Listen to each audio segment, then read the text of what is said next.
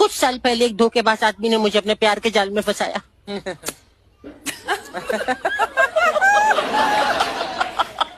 उसके बाद उसने मुझे घुमाया फिराया।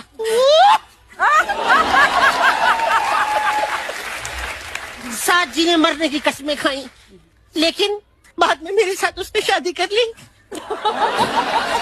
तो इसमें धोखा क्या हुआ? अरे तो मैं धोखा देने वाली थी, रुका ही नहीं।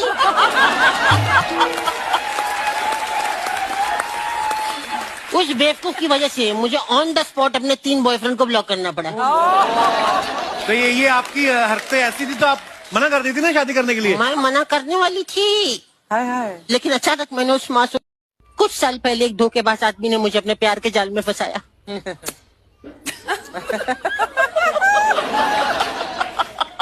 उसके बाद उसने मुझे घुमाया फिराया।